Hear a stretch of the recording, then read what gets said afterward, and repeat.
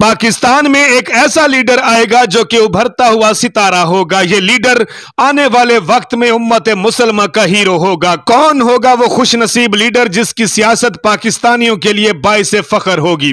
पाकिस्तान के तमाम सियासी रहनुमा और सियासतदान उस अकेले शख्स जितनी शोहरत हासिल करने के लिए तरसते रह जाएंगे। कौन होगा वो सियासतदान जिनसे मुताल्लिक डॉक्टर इसरार अहमद ने ऐसी पेशन गोइयां की थी?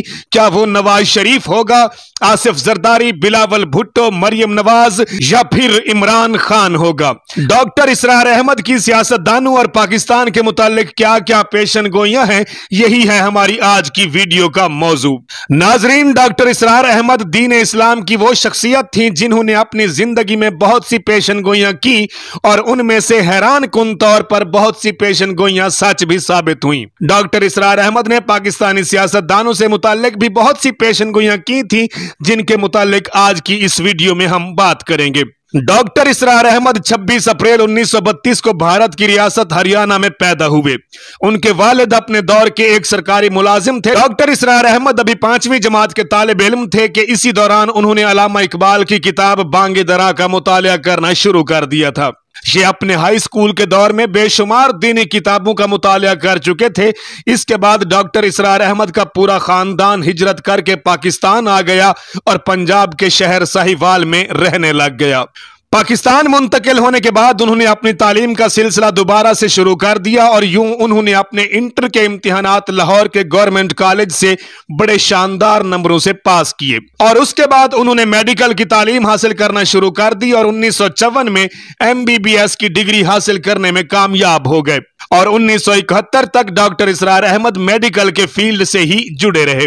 डॉक्टर इसरार अहमद ने तहरीक पाकिस्तान में मुस्लिम स्टूडेंट्स फेडरेशन के लिए भी बहुत ज्यादा काम किया। नाजरीन, बहुत कम लोग ये जानते होंगे कि 1978 में डॉक्टर इसरार अहमद PTV पर दरसे कुरान का एक प्रोग्राम भी किया करते थे और उस वक्त में यह प्रोग्राम पाकिस्तान का सबसे मकबूल टीवी प्रोग्राम हुआ करता था। डॉक्टर इसरार अहमद 1981 में जनरल जियाउल हक की मजलिस शूरा के एक रुकन भी रह चुके हैं और इसी साल उनकी खिदमात के इतराफ में उन्हें सितारा इम्तियाज से भी नवाजा गया। डॉक्टर इसरार साहब हिंदुस्तान के बहुत ज्यादा दौरे किया करते थे और जब वहां जाके ये खिताब किया करते तो लोगों का एक जम्मे गफीर उमड़ आता था।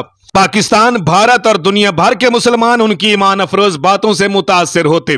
डॉक्टर इसरार अहमद एक इंतहाई सादा मिजाज शख्सियत समझे जाते थे, यहां तक कि उन्होंने अपने खानदान से तमाम फजूल रसूमात को भी खत्म करवा डाला। जब डॉक्टर साहब की उम्र 78 वर्ष हो चुकी थी तो उन्हें दिल और शदीद कमर दर्द की तकलीफ ने जकड़ लिया और फिर 14 अप्रैल 2010 को उन्हें दिल का दौरा पड़ा और वो सुबह के वक्त अपने खाले के हकीकी से जा मिले। नाजरीन, ये याद रहे कि डॉक्टर इसरार अहमद अपनी जिंदगी में बेशुमार पेशन गोइयां भी करते रहते थे और हैरत की बात यह है कि उनकी की जाने वाली तमाम पेशन गोइयां सच साबित होती जाती थी। कई साल पहले उन्होंने पाकिस्तानी सियासतदानों से मुताल्लिक पेशन गोई करते हुए फरमाया था कि एक वक्त ऐसा भी आएगा जब पाकिस्तान के हुक्मरान अमेरिका के गुलाम बन जाएंगे और ये पाकिस्तानी हुक्मरान अपने तमाम तर काम अमेरिका के जरिए करवाएंगे। यहां तक कि पाकिस्तानी हुक्मरान इस कदर अमेरिकी गुलामी में चले जाएंगे कि जो कुछ अमेरिका चाहेगा ये वैसा ही करते चले जाएंगे। डॉक्टर इसरार अहमद ने तो यहां तक भी कहा था कि पाकिस्तानी सियासत अमेरिका के सामने सजदा करने पर भी मजबूर हो जाएगी और हमारी आजकल की सियासत का हाल आपके सामने है।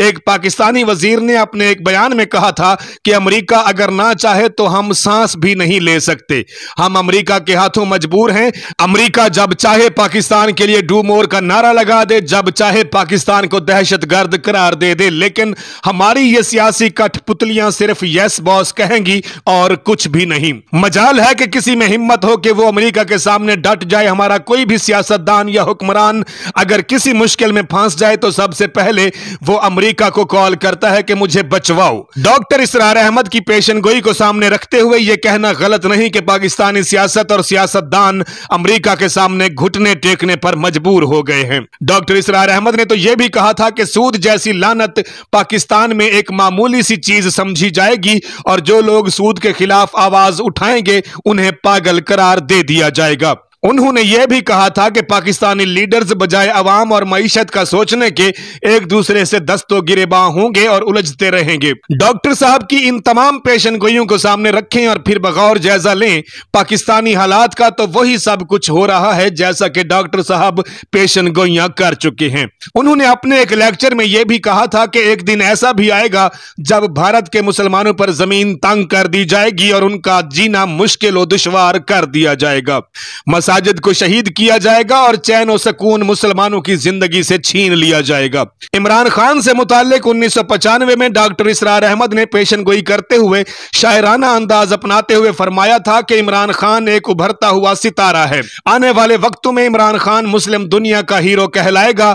उन्होंने कहा था कि इमरान खान की सियासत पाकिस्तानियों के लिए बाइसे फख्र कहलाएगी।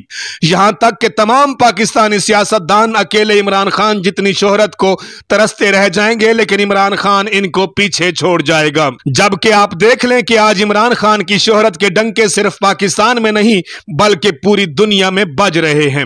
लेकिन अफसोस इस बात का कि डॉक्टर इसरार अहमद की वीडियो का एक अधूरा क्लिप चला चलाकर इमरान खान से मुताल्लिक गलत हकायक लोगों के सामने रखे जा रहे हैं। अल्लाह ताला मेरे देश और देशवासियों पर अपना करम फरमाए, इस गुलशन को खुदा हमेशा आबाद रखे।